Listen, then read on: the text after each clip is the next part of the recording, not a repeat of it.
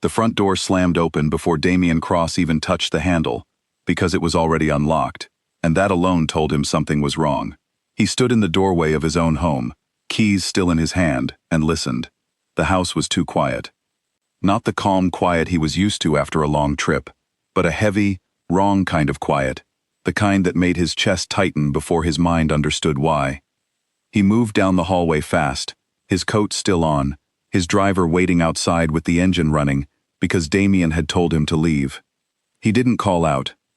He never called out, he simply walked, room by room, until he reached the small side room near the kitchen where Elena Vasquez stayed on the nights she worked late. She was sitting on the edge of the bed with her knees pulled up to her chest, her arms wrapped around them like she was trying to hold herself together. Her hair was messy, falling across her face, and when she heard him enter, she flinched so hard that she nearly fell off the bed. "Elena," he said, his voice low. She didn't look up right away. When she finally did, he saw the bruise along her cheek, the redness around her wrist, the way her whole body seemed to be bracing for something. His stomach turned cold. "Mr. Cross," she whispered, "I did not know you would be home so soon. Who did this to you?" She shook her head quickly, too quickly. "It is nothing. I fell, on the stairs outside. It was raining." He crouched down in front of her, keeping distance so she wouldn't feel trapped, because he understood fear in a way most people never would. He had built his entire life around controlling fear, using it, avoiding it, and he recognized real fear when he saw it. "Elena," he said again, softer this time, "look at me. I am not going to hurt you. I have never hurt you. But I need you to tell me the truth, because I already know that story is not true." Her lips trembled. For a long moment she said nothing, and the silence in that small room felt like it stretched for hours. Then, finally, the words came out in a broken rush. "There was a police officer. 2 nights ago. He stopped me on the road when I was walking home from the market. He said my papers looked wrong, that I looked suspicious. I told him I had done nothing. He did not listen." Damien's jaw tightened, but he kept his voice calm, because he knew, if he let his anger show too soon, she would stop talking, and he needed to hear everything. "What is his name?" "Reyes," she said. "Officer Marcus Reyes. I saw the name on his badge before he pushed me against the wall of the building. He said if I told anyone, he would make sure I was sent away, that no one would believe a maid over a police officer." The room seemed to shrink around him. Damien had spent nearly 20 years building an empire in the shadows of this city, an empire built on discipline, patience, and control. He had ordered things done that most people would call unforgivable. But in 3 years, Elena Vasquez had become something rare in his world, someone he trusted completely, someone whose quiet loyalty had never once wavered, even when she must have suspected exactly what kind of man she worked for. She had never asked questions. She had never judged him. She simply did her work, kept his home running, and treated him like a person instead of a legend or a threat. And now someone had put their hands on her and threatened to destroy her life if she spoke a single word about it. "Did you go to a hospital?" he asked. She shook her head. "I was afraid. I did not know what to do.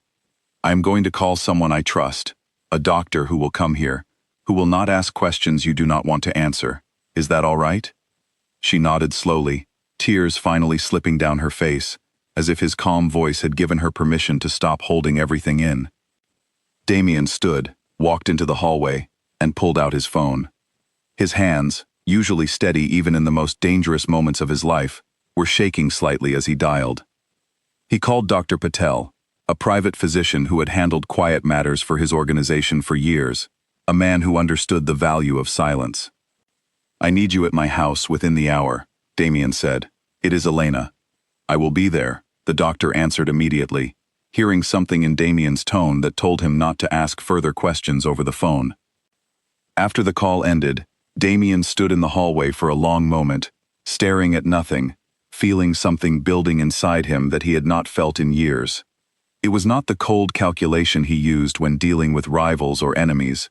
It was something rawer, something personal. He walked back into the room, sat down in the chair across from the bed, and simply stayed there while Elena cried quietly. He did not touch her, did not push her to talk more.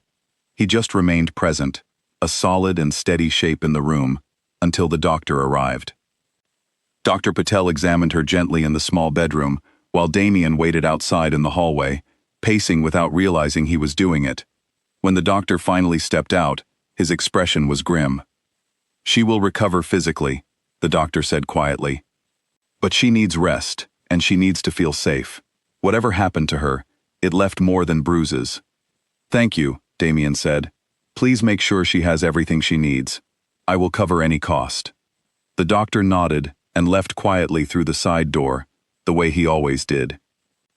Damien returned to Elena's room and found her lying down now, wrapped in a blanket, her eyes half closed from exhaustion. He pulled the chair closer and sat beside the bed. "You do not have to talk anymore tonight," he said. "But I need you to know something. No one is going to touch you again. No one is going to threaten you again. I promise you that."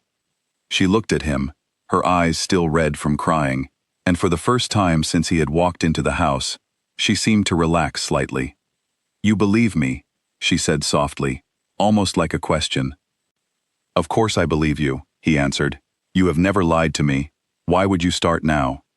A faint, tired smile crossed her face before her eyes closed completely, sleep finally taking over after what had clearly been days of fear and sleepless nights. Damien stayed in the chair a while longer, watching her breathe steadily, before finally standing and walking out into the hallway. He closed the door softly behind him and made his way to his study, the one place in the house where he did his real thinking.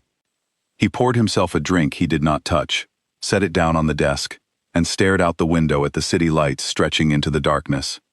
Somewhere out there, a police officer named Marcus Reyes was sleeping peacefully in his own bed, believing that a frightened housekeeper would never say a word, believing that his badge made him untouchable. Damien intended to prove him wrong.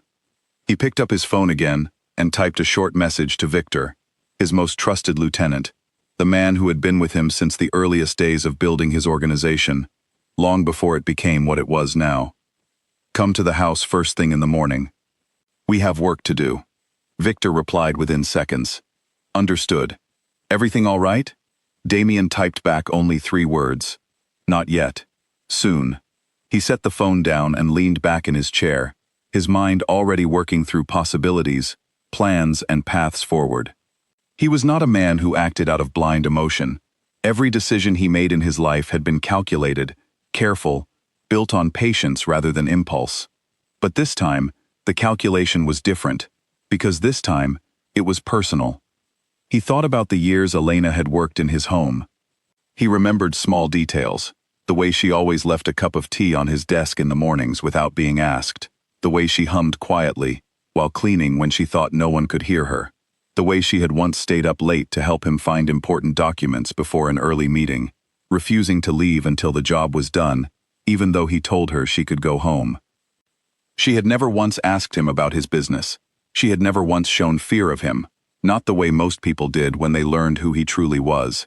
She simply treated him with quiet respect, and in return, he had come to see her as one of the few genuine people in his life, someone untouched by the games and lies that filled every other relationship he had. And now a man with a badge and a uniform had decided her fear, and her silence made her an easy target. Damien's mind turned cold and sharp, the way it always did when he was building a plan. He knew that acting rashly would accomplish nothing except drawing unwanted attention. A man like Reyes needed to be handled carefully, methodically, in a way that would ensure he could never hurt anyone again, and in a way that would expose whatever system allowed him to believe he was untouchable in the first place. Because men like Reyes rarely acted alone. Corruption like this usually had roots that spread far beyond a single officer. Damien had seen it before in other parts of the city, precincts where certain officers operated as if the law did not apply to them, protected by silence, by fear, and sometimes by other officers who looked the other way, in exchange for their own share of protection. If Reyes felt confident enough to threaten Elena with deportation and disbelief, it likely meant he had done this before, and gotten away with it every single time. Damien intended to find out exactly how deep this went. The next morning arrived with a gray sky over the city, matching the mood inside the house. Damien had barely slept, spending most of the night going over old contacts in his mind, people who owed him favors, people with access to records and information that ordinary citizens could never obtain. Victor arrived precisely on time, as he always did, dressed simply in a dark jacket, his expression unreadable as he stepped into the study. He had worked alongside Damien long enough to sense immediately that something serious had happened. "Tell me," Victor said, taking a seat across from the desk. Damien explained everything, keeping his voice steady, even as the details made his hands tighten into fists beneath the desk. Victor listened without interrupting, his face growing darker with every word. When Damien finished, Victor was quiet for a moment before speaking. "You want him removed." "I want more than that," Damien said. "If he did this to her, believing she would never speak up because of her situation, then he has likely done this before, to other people who had no one to protect them. I want to know who else is involved. I want to know if this is one bad officer, or if this is something bigger." Victor nodded slowly, understanding the weight of what Damien was asking. This was not going to be a simple, quiet solution. This was going to require patience, resources, and careful movement. "I will start looking into him immediately," Victor said. "His record, his partners, his financial history. If there is a pattern, we will find it." "Do not move against him directly yet," Damien said firmly. "I do not want him disappearing before we understand the full picture. I want this done right." Victor studied him for a moment, a faint respect crossing his face. He had expected Damien to demand immediate and violent action, given how much Elena clearly meant to him. Instead, Damien was thinking several steps ahead, the way he always did in matters of real importance. "Understood," Victor said. "I will report back as soon as I have something." After Victor left, Damien walked back toward Elena's room and found her sitting up in bed, sipping tea slowly, looking slightly better than she had the night before, though the bruise on her cheek remained a painful reminder of what had happened. "Good morning," he said gently, standing in the doorway. "Good morning, Mr. Cross," she replied, her voice steadier now. "Thank you for everything, for the doctor, for staying." "You do not need to thank me," he said. "You need to rest. Take as many days as you need. Your job is safe, and so is your home here. Nothing about your situation changes because of what happened." Relief washed visibly over her face, and Damien realized just how much fear she had been carrying, not only about what had happened to her, but about what she might lose because of it. Losing her job, her home, her safety in this country, all because a man in uniform had decided to abuse his power. "I want to ask you something," Damien said carefully, "and you do not have to answer if you are not ready. Has this happened before? Has he done this to you before? Or to anyone else you know?" Elena hesitated, her fingers tightening slightly around the teacup. "I have heard whispers. Other women who work in homes nearby, they talk sometimes when we see each other at the market. There have been stories about certain officers in this area. Officers who stop people without real reason, who threaten those who cannot easily go to authorities for help. Do you remember any names?" She shook her head slowly. "Only that they call it the Quiet Patrol. Officers who know exactly who to target. People who are afraid to speak because of their situation." Damien felt something settle firmly into place inside him, a clarity that steadied his resolve. This was not simply one corrupt officer acting alone. This was a pattern, a system, something built specifically to prey on people who had no voice and no protection. "Thank you for telling me," he said. "Rest now. We will talk more when you are ready." He left her room and walked slowly back toward his study, his mind now fully focused on the path ahead. He was not a man of the law.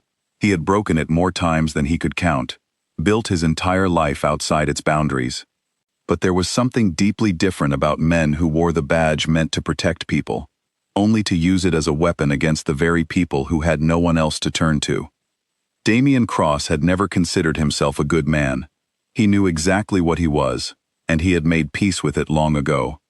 But watching Elena sit in that room, trying to hold herself together after being hurt by someone sworn to protect her, something inside him shifted.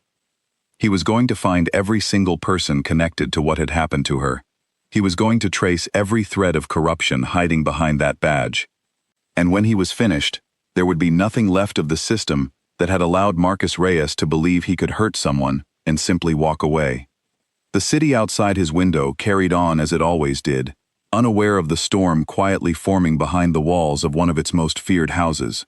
Somewhere across town, Marcus Reyes was likely enjoying his morning coffee, completely unaware that the most dangerous investigation of his life had already begun, set into motion not by another officer, not by a court of law, but by a man the entire underworld feared, a man who had just discovered the one thing capable of turning his controlled, calculated world into something far more personal and far more dangerous than anyone could have predicted. Damien sat back down at his desk, opened a blank notebook, and began to write down everything Elena had told him. Every detail mattered now, every name, every rumor, every whisper from the women at the market. This was only the beginning, and he intended to make certain it ended with the entire rotten system exposed and destroyed, piece by piece, until nothing remained to protect the men who had built their power on the fear of people too vulnerable to fight back. Outside, the gray morning slowly gave way to a pale sun breaking through the clouds, but inside the study, Damien Cross felt none of that light. His focus had narrowed into something sharp and unshakable, a quiet storm building behind calm eyes, and for the first time in a long time, he allowed himself to feel the full weight of his own anger, channeling it carefully into the beginning of a plan that would soon reach far beyond one officer, into the very foundations of a corrupt system hiding in plain sight. Victor's first reports would arrive within days, and what they would reveal was only the surface of something much larger, something that would test every resource Damien had built over the years, and something that would ultimately force him to make choices that would change not only his life, but the lives of everyone connected to the quiet, dangerous corner of the city he called home. For now, though, his only thought was of the woman resting quietly down the hallway, finally safe enough to close her eyes without fear, even if only for a little while. Victor did not waste time. Within 2 days of his conversation with Damien, he had already built a small team of trusted people to look into Marcus Reyes, keeping the group tight and careful, because word could not reach the wrong ears before they were ready. He pulled in Nathan Cole, a former financial analyst who had once worked at a major bank before losing his job for reasons he never fully explained, and who now used his skills quietly for people willing to pay for discretion. He also brought in Claire Whitmore, a sharp young woman who had spent years working with private investigators before deciding that steady paychecks from powerful clients suited her better than the unpredictable life of chasing cheating spouses. Together, they began pulling apart the public life of Officer Marcus Reyes, piece by piece. On the surface, Reyes looked like an ordinary officer. He had been on the force for 9 years, worked out of the same precinct the entire time, and had a record that appeared clean, at least to anyone who only looked at the official files. He lived in a modest house on the edge of the city, drove an unremarkable car, and had a wife and 2 young children who, from all appearances, knew nothing about the darker side of his work. But Nathan noticed something almost immediately when he began digging into financial records. Reyes's bank accounts did not match his salary. Small deposits appeared regularly, sometimes weekly, always in amounts just under the threshold that would normally trigger automatic reporting to financial authorities. It was careful, deliberate, and clearly not something a first-time offender would think to do. "Someone taught him how to hide this," Nathan said during their first check-in with Victor, sitting in a quiet office above a bookstore that Damien's organization used for private meetings. "This is not a man figuring it out on his own. This is a pattern someone experienced set up for him." Victor relayed the information to Damien that evening, and Damien's suspicion from the beginning grew stronger. This was not one bad officer acting alone out of personal cruelty. This was part of something organized. "Keep pulling the thread," Damien instructed. "I want to know where that money is coming from, and I want to know who else is involved." Claire, meanwhile, focused on a different angle.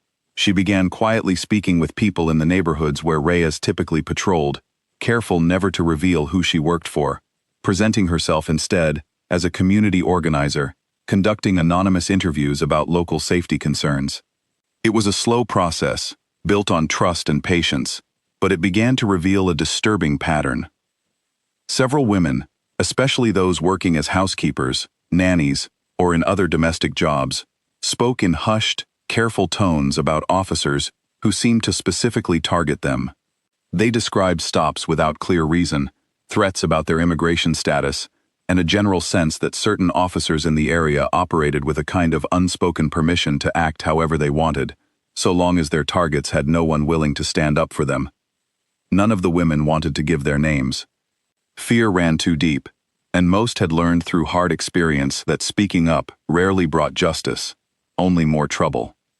Claire brought her findings back to Victor, who compiled everything into a growing file that painted a picture far larger than a single corrupt officer. It suggested an entire pattern of behavior, quietly protected, and possibly organized from somewhere higher up the chain of command. Damien reviewed the file late one night in his study, reading through Claire's notes carefully, absorbing every detail.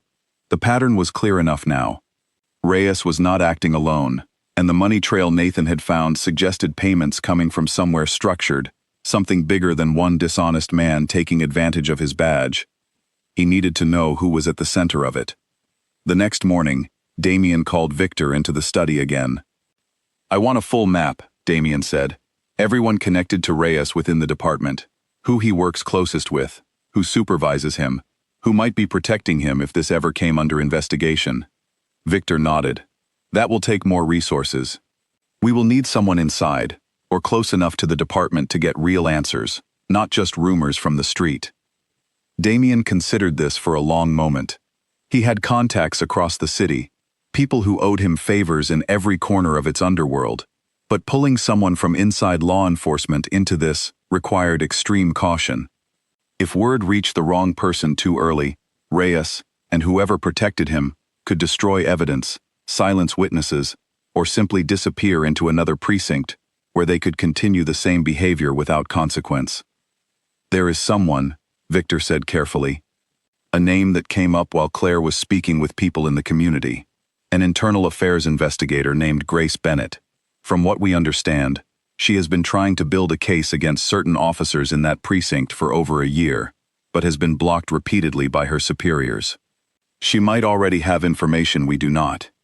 Damien's interest sharpened immediately. Do we know why she has been blocked? Rumors suggest the corruption reaches higher than just street-level officers, possibly into the ranks above them. If that is true, it would explain why an internal investigator with real evidence has made no progress.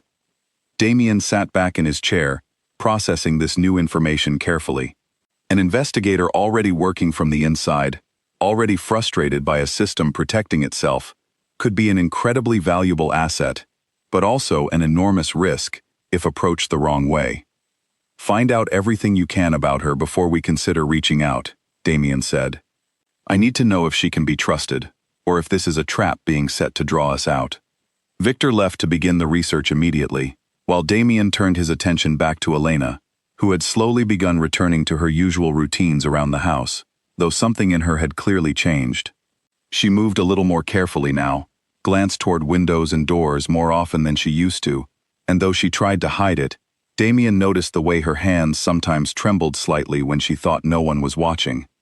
He made a point of checking on her each day, not out of obligation, but because he genuinely wanted to see her recovering, wanted to know that the promise he had made her, that no one would touch her again, was being honored every single day that passed. "You do not have to keep asking if I am all right," Elena told him one afternoon, a faint, tired smile crossing her face as she folded laundry in the small room off the kitchen. "I am getting better. Slowly, but I am."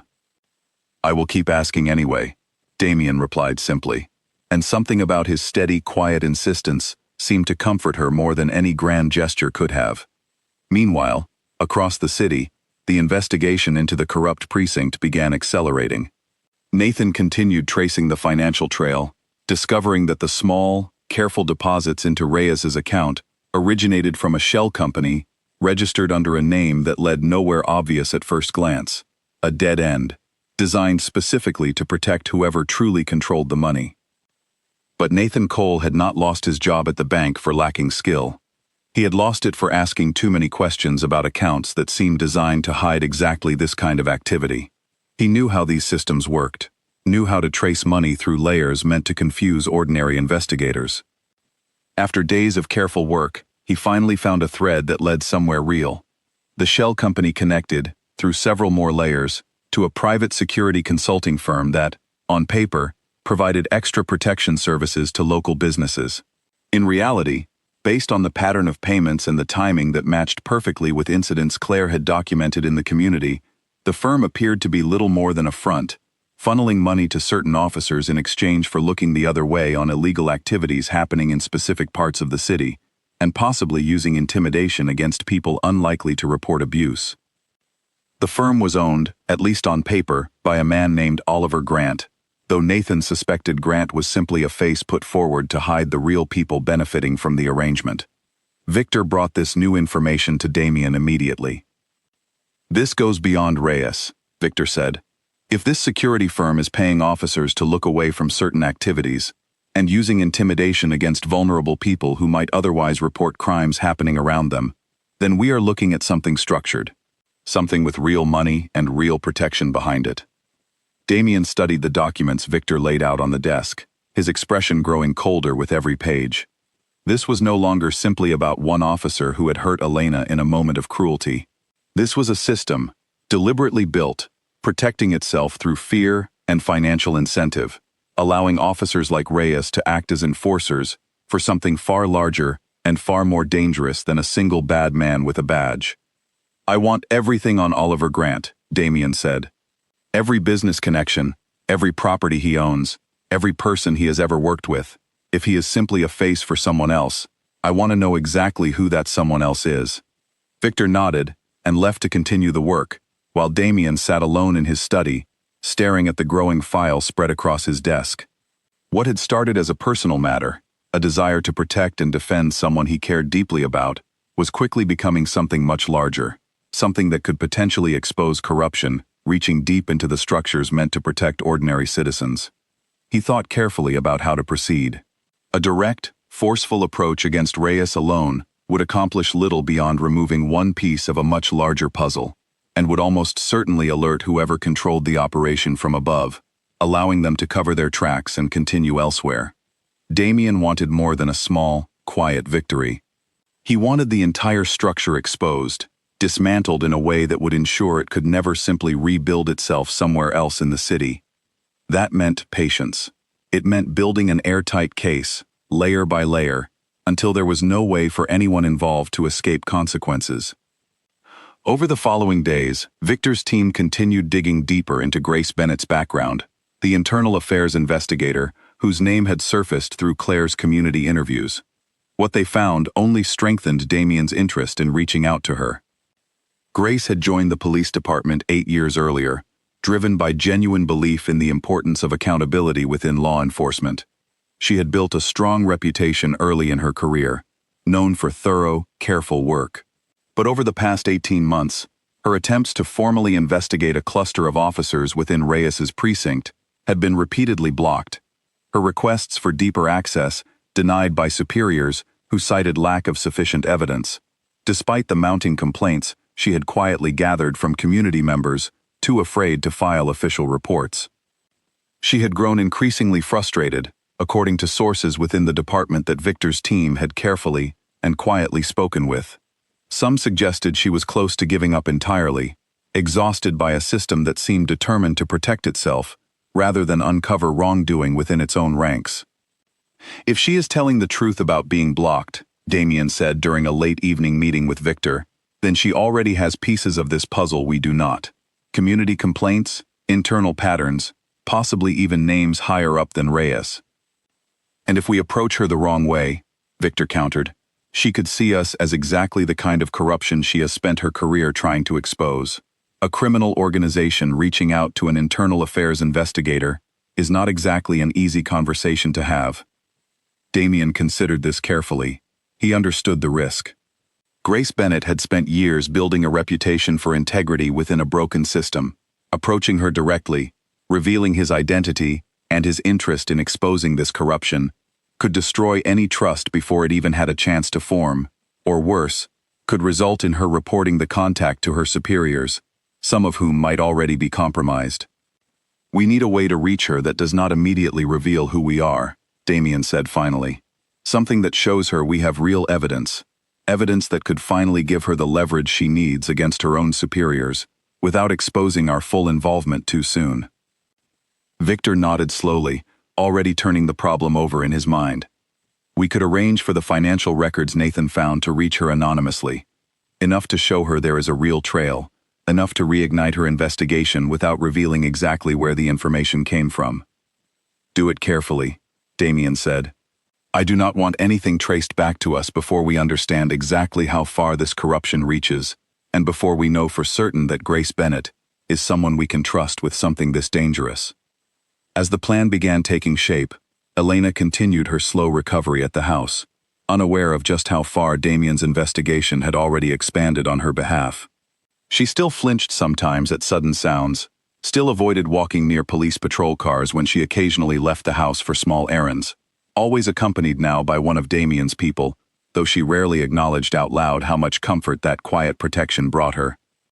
One evening, as Damien reviewed the growing case file in his study, Elena knocked softly on the door, bringing him tea the way she always had before everything happened. He noticed immediately that her hands were steadier than they had been in days. You seem better today, he said, watching her carefully as she set the cup down on his desk. I slept without waking up afraid, she admitted quietly, for the first time since it happened. Damien felt something ease slightly in his chest at her words, a quiet reminder of exactly why he had committed himself so fully to this investigation. It was not simply about proving a point or protecting his reputation. It was about ensuring that the woman standing in front of him, and countless others like her throughout the city, would never again have to fear silence being their only option against people who abused their power. Good, he said simply. That is exactly how it should be. She offered him a small, genuine smile before quietly leaving the room, and Damien returned his attention to the case file spread across his desk, more determined than ever to see this through to its very end, no matter how deep the corruption ran, or how many powerful people it might ultimately expose. Outside, the city moved through another ordinary night, unaware that somewhere within its structure, a slow and careful storm was building, one that would soon reach far beyond a single officer, into the very heart of a system that had allowed cruelty to hide safely behind a badge for far too long. The envelope arrived at Grace Bennett's small office on a Tuesday morning, slipped quietly under her door sometime before dawn, before anyone else in the building had arrived.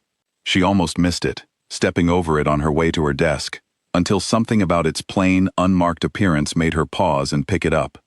Inside were copies of financial records, printed cleanly, with certain figures highlighted in yellow. No note, no name, no explanation of who had sent it or why. Just numbers, account transfers, and a pattern that, to someone trained to notice such things, immediately stood out as far too organized to be coincidence. Grace sat down slowly at her desk, spreading the pages out in front of her, her pulse quickening as she recognized the name attached to one of the accounts. Marcus Reyes. An officer she had already suspected for over a year, an officer whose file she had tried repeatedly to open for deeper investigation, only to be blocked every single time by supervisors who insisted there was not enough evidence to justify the resources. Now, here in front of her, was exactly the kind of evidence she had been searching for. She spent the next several hours studying every page carefully, cross-referencing dates and amounts with complaints she had already gathered informally from the community, complaints that had never made it into official reports because the people who shared them were too afraid of retaliation to put their names on paper. The pattern fit perfectly, small, careful deposits appearing in Reyes's account almost exactly around the same times. Several anonymous complaints had described suspicious stops and threats in specific neighborhoods. Grace did not know who had sent her this information, and the uncertainty made her cautious. She had learned the hard way, over her years working in internal affairs, that not everyone offering evidence against corrupt officers had good intentions. Sometimes such information came from rival criminal organizations looking to eliminate competition by using the police against each other. Sometimes it came from officers using anonymous tips to settle personal grudges rather than pursue justice. But something about the precision of this information, the careful way it had been organized and highlighted, suggested whoever sent it understood exactly what would be needed to reopen a serious investigation. She decided to proceed carefully, documenting the anonymous tip properly within her own private files, while beginning quiet, additional research to verify everything independently before taking any official action. Meanwhile, across the city, Victor updated Damien on the successful delivery of the documents. "She has them," Victor confirmed. "Our contact inside the building confirmed she spent hours studying the pages this morning." "Good," Damien said. "Now we wait and see what she does with it." Grace Bennett, however, was not someone who waited passively. Over the following days, she began carefully building on the anonymous tip, cross-referencing bank statements with public records, requesting additional information through channels that would not immediately alert her superiors to the depth of her renewed investigation. She discovered something that deepened her suspicions significantly. The shell company Nathan had already traced weeks earlier, the one connected to the private security consulting firm registered under Oliver Grant's name, appeared in several other officers' financial histories as well, not just Rhea's. At least 4 other officers within the same precinct showed similar patterns of small, regular deposits from accounts connected to the same shell structure. This was not one bad officer. This was systematic corruption, deliberately organized and carefully hidden. Grace brought her findings quietly to a trusted colleague, a fellow internal affairs officer named Daniel Wren, someone she had worked alongside for years and trusted completely, one of the only people in the department she felt confident had no connection to the corruption she was uncovering. "This is bigger than we thought," she told him, spreading the documents across a table in a private conference room, blinds drawn, door locked. Daniel studied the pages carefully, his expression growing increasingly serious. "If this reaches as high as it looks, we cannot simply file a normal report. Whoever is protecting this operation from above will bury it before it ever reaches a courtroom." Grace nodded, already having reached the same troubling conclusion. Every previous attempt she had made to formally investigate Reyes and the pattern of complaints surrounding him had been quietly blocked, always with vague justifications that never quite made sense given the mounting evidence she had gathered informally. "We need something undeniable," she said, "something that cannot simply be dismissed or buried. Testimony from actual victims, combined with clear financial evidence, presented in a way that forces outside attention, rather than internal review, that can be quietly controlled." Daniel considered this carefully. That means finding someone willing to speak publicly, on record, despite the risk. That is not going to be easy, given everything you have already told me about how afraid these people are. Grace understood the difficulty perfectly. She had spent months trying to convince frightened witnesses to come forward, only to watch them retreat further into silence the moment they realized how much power protected the officers threatening them. Unbeknownst to Grace, the anonymous source behind her renewed investigation was already working on exactly that problem. Back at the house, Damien had called another meeting with Victor, Nathan, and Claire, bringing all 3 together in his study to discuss how to move forward, now that Grace's investigation appeared to be gaining momentum on its own. "She is building a real case," Victor confirmed. "But she is missing what she needs most: direct testimony. Without it, everything remains circumstantial, easy for someone higher up to dismiss or quietly bury." Damien's mind returned immediately to Elena and to the other women Claire had spoken with during her careful community interviews. He understood that whatever happened next would require real courage from real people. Courage he had no right to demand from anyone, no matter how badly he wanted to see this corruption fully exposed. "I will not force anyone into this," Damien said firmly. "If Elena, or any of the other women Claire has spoken with, decide they are not ready or not willing to come forward, that decision must be respected completely. We will find another way if necessary." Claire nodded in agreement. "Some of the women I spoke with have already expressed interest in finally telling their stories, especially once they understand there is now real evidence backing up what they have experienced. Evidence that makes it much harder for anyone to dismiss their claims as simple accusations without proof." "Arrange careful private conversations," Damien instructed. "Let them know exactly what kind of protection and support would be available to them if they choose to come forward. No pressure. Only information and genuine support." Over the following week, Claire began quietly reaching out again to the women she had spoken with earlier, now armed with concrete evidence that supported their previous, informal accounts. Slowly, carefully, a small group began forming. Women who had experienced similar patterns of intimidation and abuse from officers within the same precinct. Women who had never believed anyone would take their claims seriously until now. One of them, a soft-spoken woman named Mira Alvarez who worked as a nanny for a family across town, agreed to meet privately with Claire after learning that concrete financial evidence already existed, connecting specific officers to a pattern of organized corruption.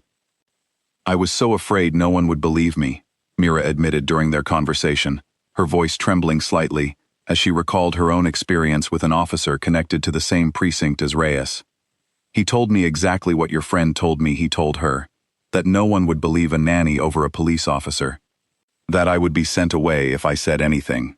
Claire listened patiently, taking careful notes with Mira's permission, ensuring she understood every step of what coming forward might eventually involve, and reassuring her that no decision needed to be made immediately. Slowly, over the following days, 3 more women agreed to share their experiences, each one adding another piece to the growing picture of a precinct where certain officers had operated for years under an unspoken understanding that vulnerable people, especially domestic workers without strong support systems, made ideal targets, unlikely to fight back or be believed if they tried. Damien reviewed each new account carefully, his resolve growing stronger with every story that confirmed exactly how widespread this abuse of power had become. This was no longer only about Elena, though she remained at the very center of everything that had set this investigation into motion. This was about an entire pattern of cruelty hiding behind the protection of a badge, made possible by a system willing to look away as long as those being hurt had no voice loud enough to be heard. With Nathan's financial trail, Claire's growing collection of witness accounts, and Grace Bennett's official internal affairs investigation now quietly gaining strength, the pieces necessary to bring this corruption into the light were finally beginning to come together. But Damien understood that timing mattered enormously. Move too soon, before every piece was properly secured, and powerful people with everything to lose might find a way to silence witnesses, destroy evidence, or simply shift blame onto lower-level officers while protecting whoever truly controlled the operation from above. He called Victor into his study late one evening, the two of them reviewing everything they had gathered so far, spread carefully across the desk. "We need to identify exactly who controls that security firm," Damien said. "Oliver Grant is only a face. Someone with real power is behind this. Someone capable of protecting officers like Reyes for years without consequence." Victor nodded. "Nathan believes he is close to a breakthrough.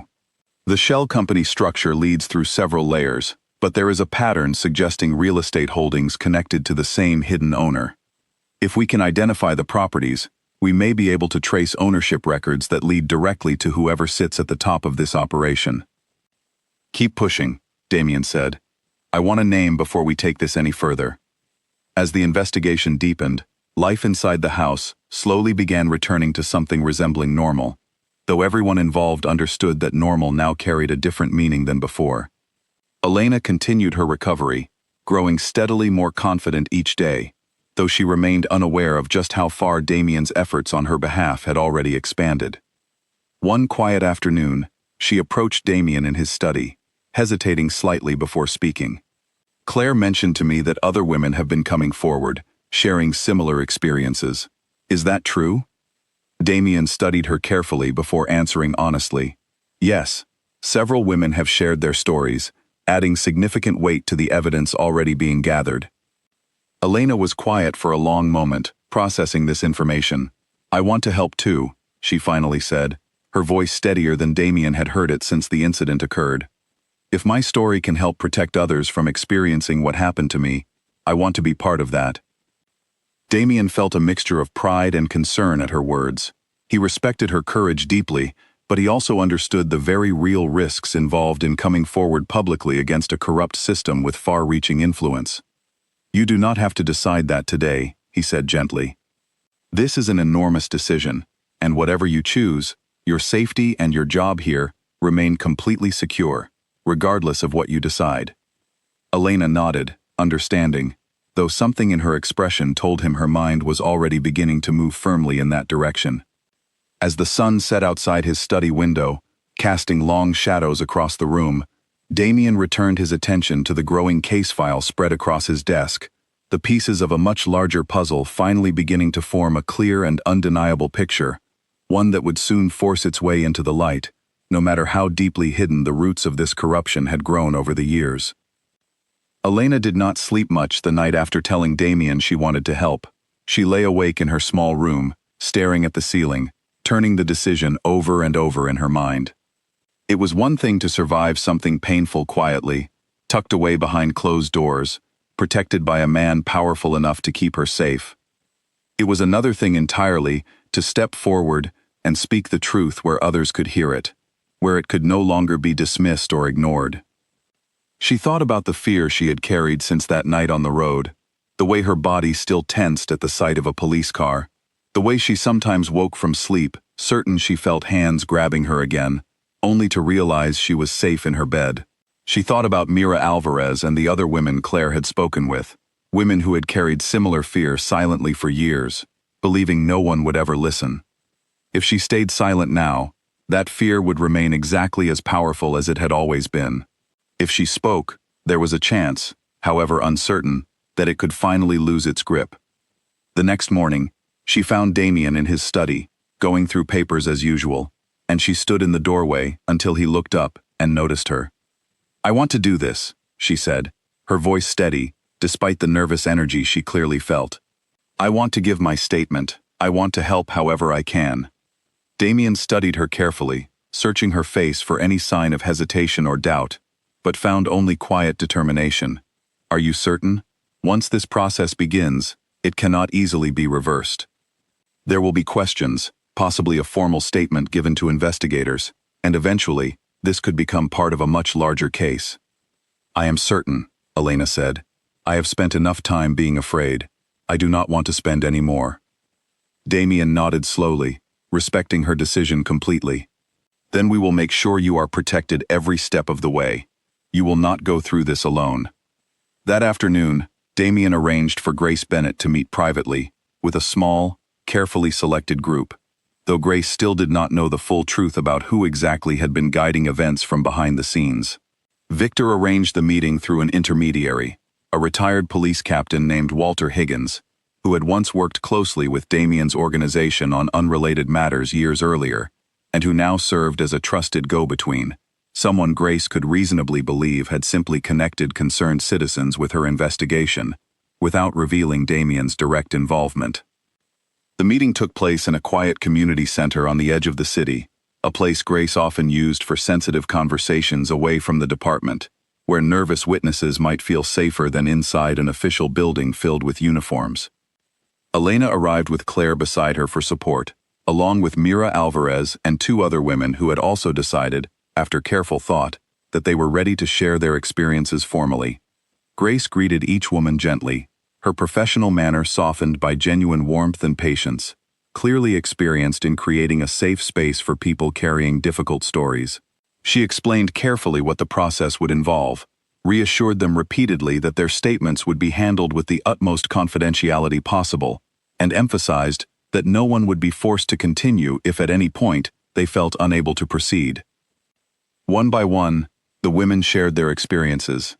Elena spoke last, her voice trembling at first, before steadying, as she described exactly what had happened that night on the road, the fear she had carried since, and the threat Reyes had made about her immigration status, if she ever spoke up. Grace listened intently, taking careful notes, her expression remaining calm and professional throughout, though something in her eyes revealed the weight of what she was hearing. When Elena finished, Grace thanked her sincerely for her courage. "What you have all shared today," Grace said, addressing the entire group, "combined with the financial evidence already gathered, gives us something we have never had before, a real chance to hold these officers accountable, and to expose whoever has been protecting them." After the meeting concluded, Grace remained behind briefly with Walter Higgins, her expression thoughtful. "These women were remarkably prepared," she observed carefully. "Someone helped guide them through understanding exactly what would be needed for a case like this to succeed." Walter simply nodded without elaborating further, and Grace did not press the matter, though her suspicion that something larger was orchestrating events behind the scenes continued to grow quietly in the back of her mind. Back at the house that evening, Elena returned looking exhausted but lighter somehow, as though a weight she had carried for weeks had finally begun lifting from her shoulders. "How did it go?" Damien asked, meeting her in the hallway as she came through the door. "It was difficult," she admitted.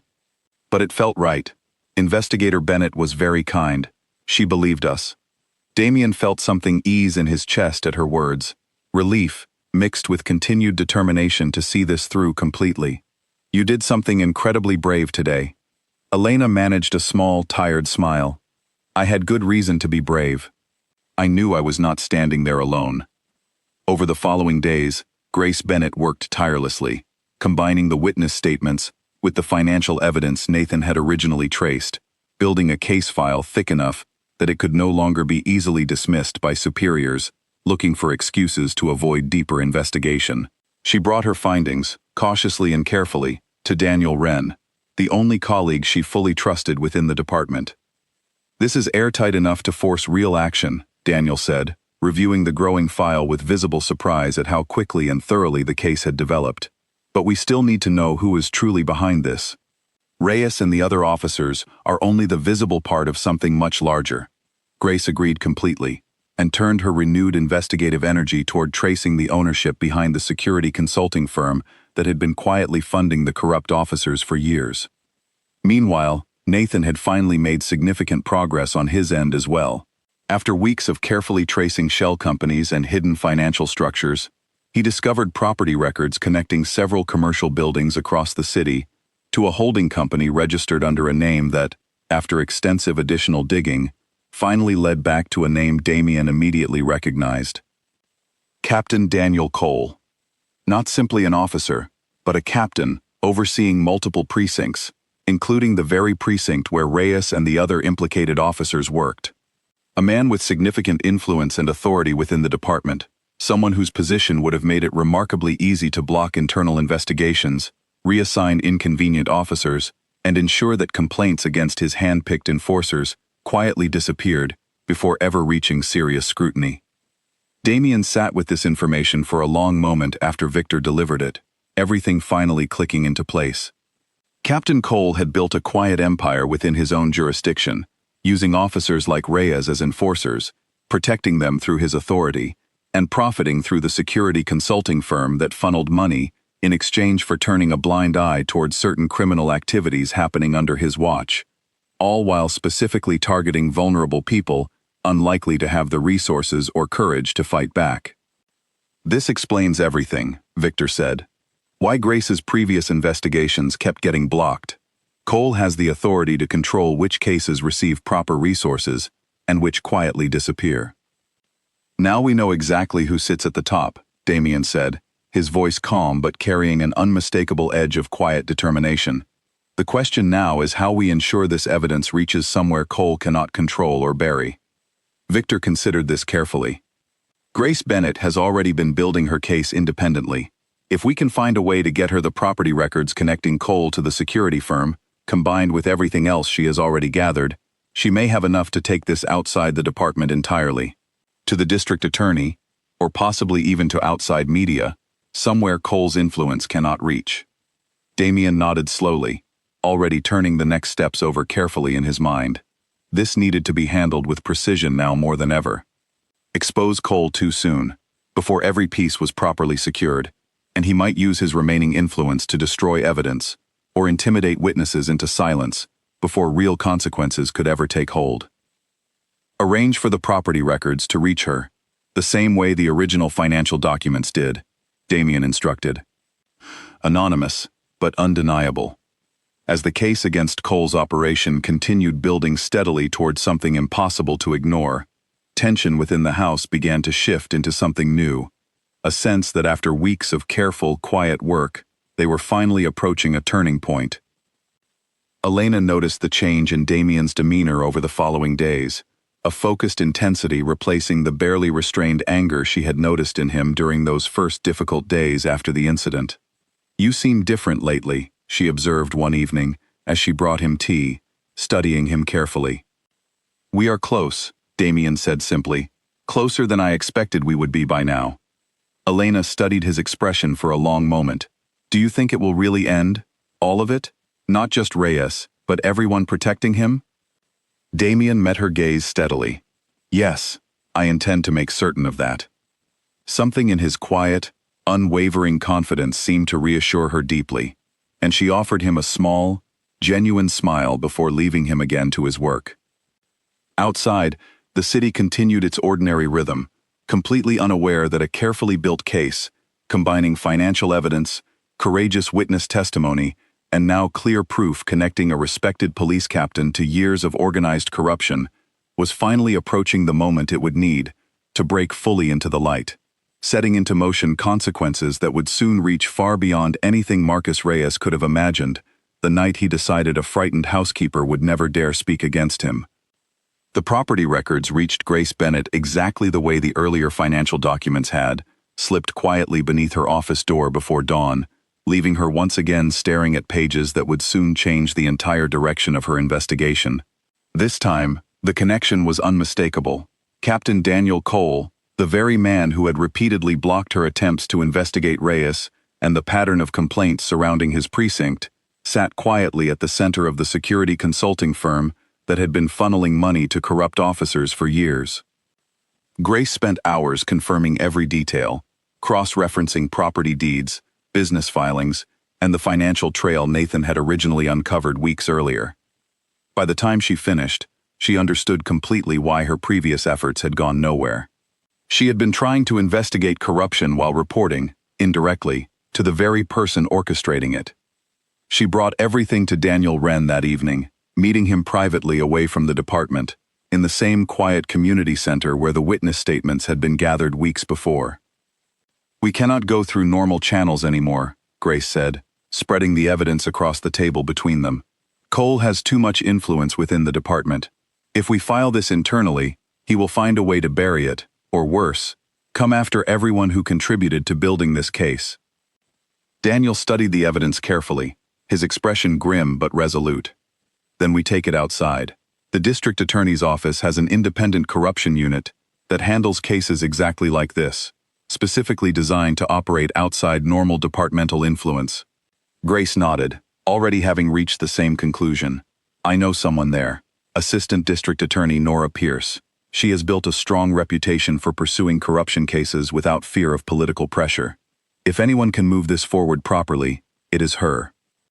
Within days, Grace arranged a private meeting with Nora Pierce, bringing the complete case file, including witness statements, financial records, and property documents, connecting Cole directly to the operation. Nora reviewed everything carefully, her sharp eyes moving methodically through each piece of evidence. This is remarkably thorough, Nora said finally, looking up from the documents. Far more comprehensive than most cases that reach my desk. Where did all of this originate? Grace hesitated only briefly before answering honestly. Some of it came from my own investigation over the past year.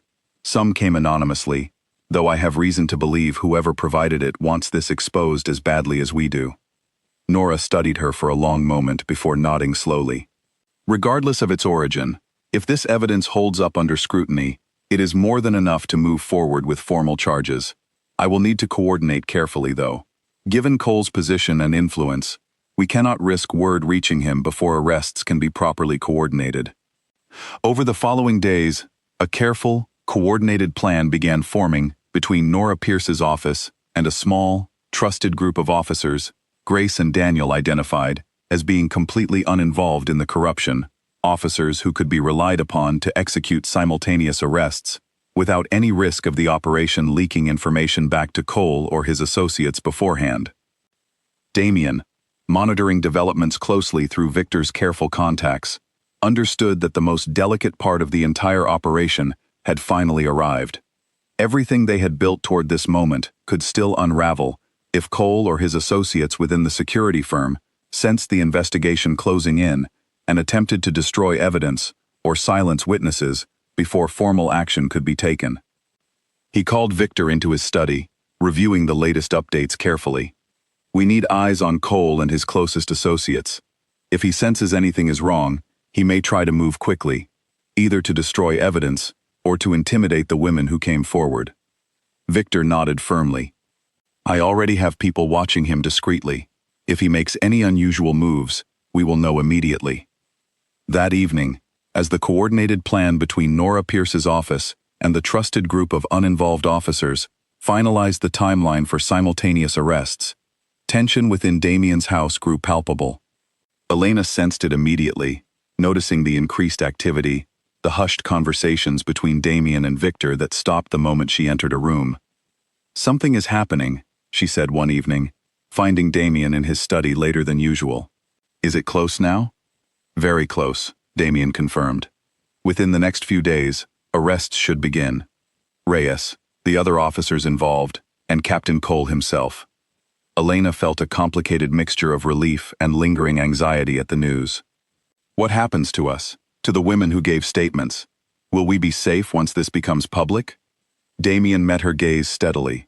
"You will remain protected throughout this entire process, and long after it concludes.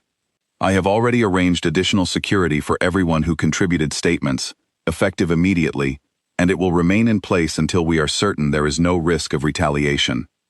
Elena nodded, though the nervous energy in her posture remained visible. "I keep thinking about what happens after, when everyone knows what happened.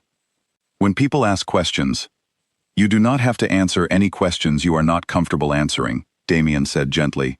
"You have already given your official statement to the appropriate authorities. What happens beyond that is entirely your choice." 2 days later, everything moved quickly. Nora Pierce's office, working closely with the trusted group of officers Grace and Daniel had carefully selected, coordinated a series of simultaneous actions across the city. Search warrants were executed at the offices of the security consulting firm, uncovering physical records that further confirmed the financial trail Nathan had originally traced. Arrest warrants were issued for Marcus Reyes and 4 other officers implicated in the pattern of corruption, all coordinated to occur within the same narrow window of time, preventing any possibility of warning reaching Cole before his own arrest could be executed.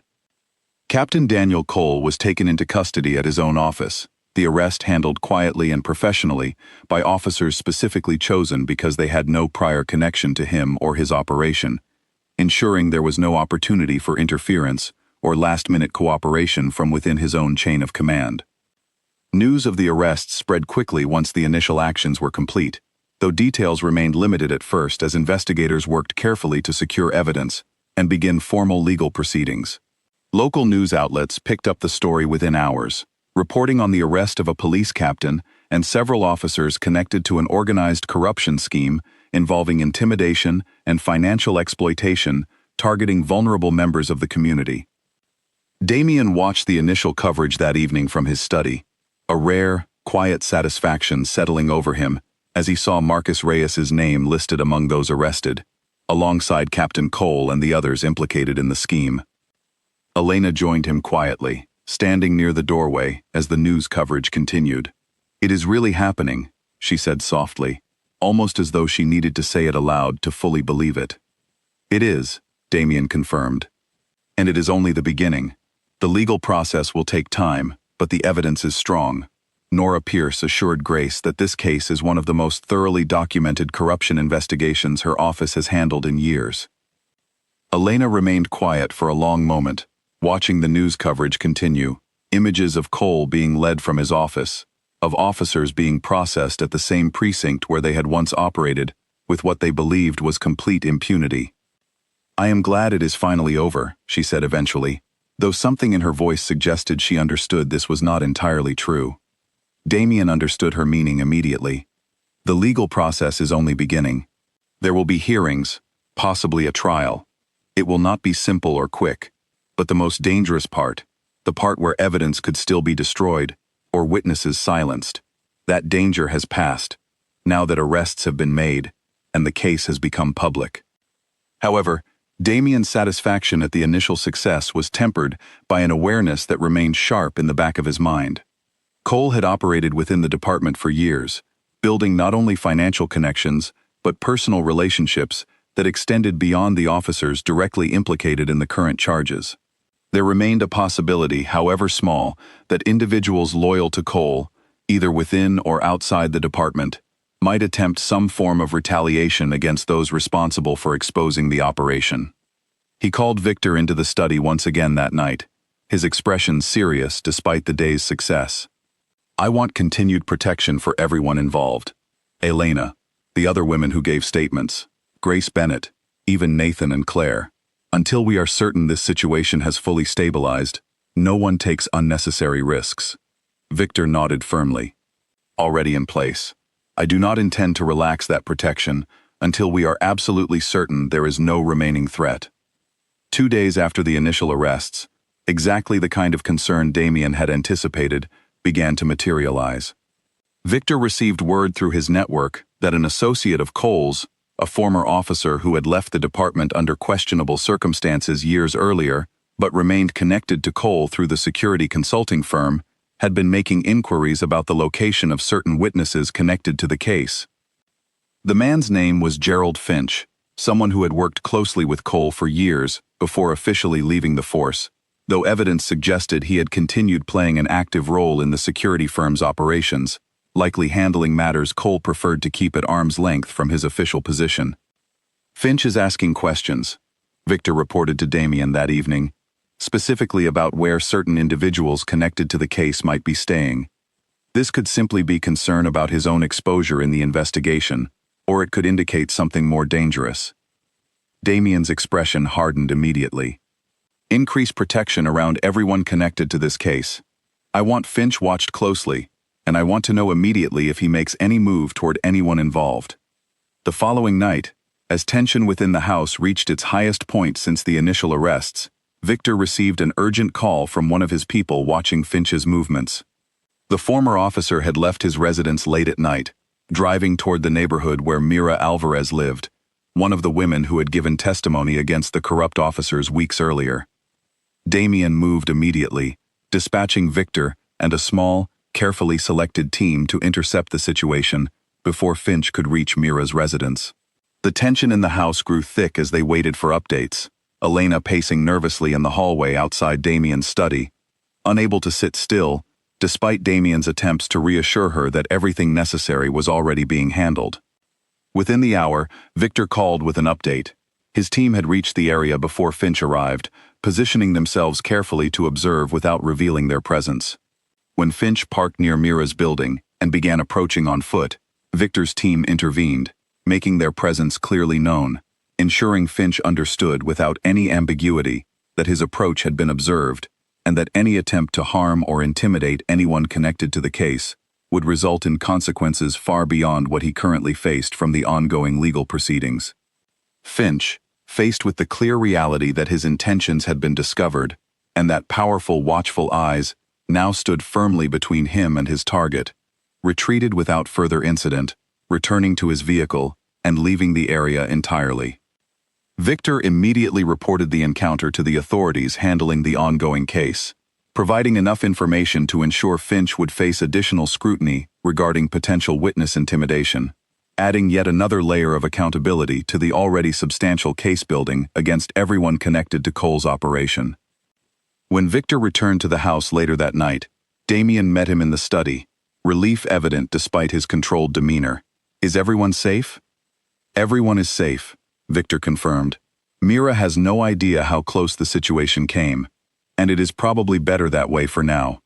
Finch will not attempt anything else without facing immediate and serious consequences, both from us and from the ongoing legal case now building against him as well." Elena, who had been listening quietly from the doorway, finally allowed herself to fully exhale, the tension of the past hour slowly draining from her posture. "Thank you," she said softly, looking toward Damien, "for protecting everyone, not just me." "This was never only about you," Damien said gently, though his voice carried unmistakable warmth. "But you are the reason it began, and I intend to make certain it ends completely, with nothing left behind capable of hurting anyone else." As the house slowly settled back into calm that night, the sense that they had crossed the most dangerous threshold of the entire ordeal became clear to everyone involved. The arrests had been made, the immediate threat of retaliation had been successfully prevented, and the case against Cole and his network continued building strength with each passing day, moving steadily toward a resolution that would soon bring this long chapter of fear and corruption to its final, decisive close. Months passed slowly as the legal case against Captain Daniel Cole, Marcus Reyes, and the other officers connected to the corruption scheme moved carefully through the justice system. Assistant District Attorney Nora Pierce built her case methodically, combining the financial evidence Nathan had originally uncovered, the property records connecting Cole directly to the security consulting firm, and the courageous testimony given by Elena, Mira Alvarez, and the other women who had finally found the strength to speak against the officers who had abused their power for years. The trial, when it finally began, attracted significant attention from local media, drawing public interest in a story that revealed just how deeply corruption had rooted itself within a system meant to protect the very people it had instead chosen to exploit. Reporters covered the proceedings closely, and slowly, the full scope of what had happened within that precinct became public knowledge, exposing not only the individual actions of officers like Reyes, but the systemic failures that had allowed such behavior to continue unchecked for years. Elena attended the trial on the days her testimony was required, sitting quietly in the courtroom, her hands sometimes trembling slightly as she recalled the details of that night, but her voice remaining steady throughout, carrying a strength that surprised even herself. Damien arranged for her to have support throughout the entire process, ensuring she never had to face the courtroom alone, though he remained careful to keep his own presence during the proceedings low-key, understanding that his reputation, however useful in building the case behind the scenes, could complicate the legal proceedings if scrutinized too closely by defense attorneys looking for any angle to discredit the evidence against their clients. Grace Bennett testified extensively throughout the trial, presenting the internal affairs investigation she had built over the past year, strengthened significantly by the additional evidence that had mysteriously found its way to her office at exactly the moments she needed it most. Though she never fully uncovered the complete truth about who had been quietly guiding events from behind the scenes, she came to understand that someone with significant resources and a genuine interest in exposing this corruption had been working alongside her investigation the entire time, and she found herself grateful for whatever unseen hand had helped move justice forward when the system itself had repeatedly tried to block her efforts. Nathan's financial evidence proved instrumental in demonstrating the clear pattern of payments connecting the security consulting firm to Reyes and the other officers, while the property records tracing ownership back to Captain Cole eliminated any possibility of him distancing himself from the operation he had spent years carefully building and protecting. As the trial progressed, additional witnesses came forward, encouraged by the courage shown by Elena and the other women who had already testified. Several more individuals who had experienced similar intimidation from officers connected to Cole's network finally found the confidence to share their own experiences, further strengthening the case and revealing just how widespread the pattern of abuse had truly become. Gerald Finch, the former officer who had attempted to intimidate Mira Alvarez before Victor's team intervened, faced additional charges related to witness tampering, adding yet another layer of accountability to the growing list of consequences facing everyone connected to the operation. After weeks of testimony, evidence presentation, and careful legal arguments from both sides, the trial finally reached its conclusion. The jury, presented with an overwhelming amount of evidence connecting Cole, Reyes, and the other officers to a clear pattern of organized corruption and abuse of power, returned guilty verdicts on every major charge. Captain Daniel Cole received a lengthy prison sentence, the court recognizing not only his direct involvement in the financial corruption scheme, but his abuse of his position of authority to protect officers who had used their badges to intimidate and harm vulnerable members of the community for years. Marcus Reyes and the other officers, directly implicated in individual incidents of abuse, received their own sentences, ensuring that none of them would ever again hold a position of authority capable of being used against innocent people. The security consulting firm was fully dismantled, its assets seized as part of the ongoing legal proceedings, and Oliver Grant, revealed during the trial to have been fully aware of and complicit in the scheme, rather than simply an unknowing face used to hide Cole's involvement, faced his own separate charges related to his role in facilitating the corruption. When the verdicts were finally announced, Elena sat quietly in the courtroom, tears streaming down her face, though this time they carried relief rather than fear. Mira Alvarez, sitting beside her, reached over and squeezed her hand gently, both women finally allowing themselves to feel the full weight of what they had accomplished by finding the courage to speak the truth. That evening, back at the house, a quiet celebration took place, though it remained modest and understated, reflecting Damien's preference for avoiding unnecessary attention even in moments of significant victory. Victor, Nathan, and Claire joined Damien and Elena for a simple dinner, the group reflecting on the long journey that had led to this moment. "You built something remarkable here," Victor said, raising his glass slightly toward Damien. "Not just for Elena, but for everyone who suffered under that system." Damien shook his head slightly, though a rare, genuine smile crossed his face. "This was never something I built alone. Every person at this table played an essential role, and without Elena's courage, and the courage of every woman who chose to speak despite their fear, none of this would have been possible." Elena, sitting quietly beside him, felt a warmth she had not experienced in months, perhaps longer. The fear that had once controlled so much of her daily life had finally begun to loosen its grip, replaced slowly by a growing sense of safety and confidence that she had not believed possible during those difficult first days after the incident occurred. "I keep thinking about how frightened I was," she admitted quietly during a pause in the conversation. "How certain I was that speaking up would only make things worse. I am grateful every day that you believed me, and that you helped me find the courage to believe I deserved justice." Damien met her gaze steadily. "You always deserved justice. You simply needed someone willing to help you claim it."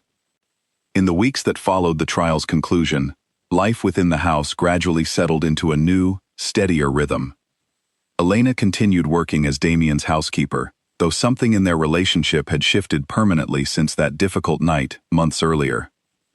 Damien found himself checking on her welfare, not out of obligation, but out of genuine care that had grown steadily throughout their shared ordeal, and Elena, in turn, found herself trusting him completely, understanding that beneath his controlled, careful exterior lived a man capable of tremendous loyalty and protection toward the people he genuinely valued.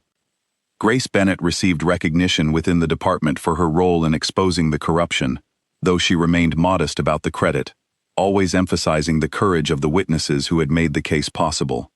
She continued her work in internal affairs, now with significantly more support and resources than she had ever previously received, determined to ensure that no similar pattern of corruption could take root within the department again, without being caught and addressed quickly. Mira Alvarez and the other women who had testified slowly returned to their normal lives, carrying with them a new sense of empowerment that came from having faced their fear and emerged stronger on the other side. Several of them remained in occasional contact with Elena, a quiet bond having formed between them through their shared experience of finding courage together when it mattered most. Nathan Cole eventually left his quiet work with Damien's organization, having found through this experience a renewed sense of purpose that led him toward legitimate work, uncovering financial fraud through proper legal channels, using the skills he had developed to help build cases against corruption wherever he found it. Claire Whitmore continued her work as well, having built valuable relationships within the community that allowed her to continue supporting vulnerable individuals who needed a trusted voice willing to listen and help. On a quiet evening several months after the trial's conclusion, Damien sat alone in his study, reflecting on everything that had unfolded since that difficult night when he had first discovered Elena hurt and frightened, unwilling at first to reveal the truth of what had happened to her. He thought about the strange, complicated nature of his own life, a man who had built his fortune and power entirely outside the boundaries of the law, yet who had found himself compelled to use every resource at his disposal to expose and destroy a system of corruption that had hidden behind the very authority meant to represent justice.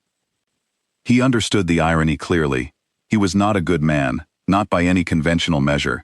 He had made choices throughout his life that most people would never be able to justify or forgive.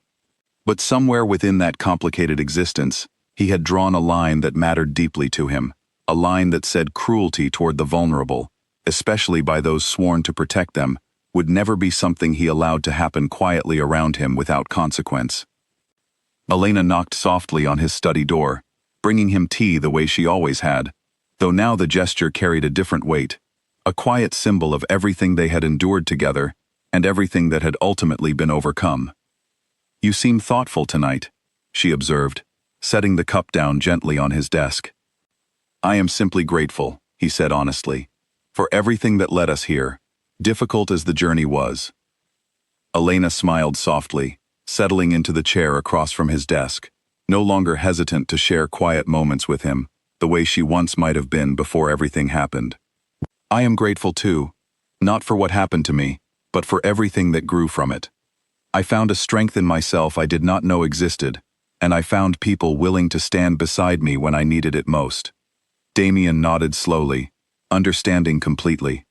Sometimes the most difficult moments in our lives reveal exactly who we truly are, and exactly who deserves to stand beside us when everything else falls away.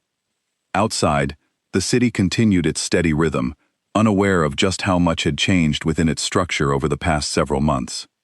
A corrupt system that had operated in the shadows for years, protecting cruelty behind badges and authority, had finally been exposed and dismantled, not through the actions of the system itself, but through the quiet courage of ordinary people who refused to remain silent any longer, supported by resources and determination that came from the most unexpected of places. For Elena, the nightmare that had once threatened to define her life had instead become the foundation for a new chapter, one built on strength, trust, and a hard-won sense of safety that she intended never to take for granted again. For Damien, the experience had revealed something about himself he had perhaps always known, but rarely allowed himself to fully acknowledge, that beneath the careful, controlled exterior of a man who ruled through calculation and quiet power, there remained a fierce, unwavering commitment to protecting those who had earned his genuine loyalty and care. As the evening settled fully into night, the two of them sat together quietly in the study, the weight of everything they had endured finally beginning to feel like something firmly placed in the past, while ahead of them stretched a future, built on the foundation of trust, respect, and quiet strength that had carried them through the darkest moments of their shared ordeal, and would continue carrying them steadily forward into whatever came next.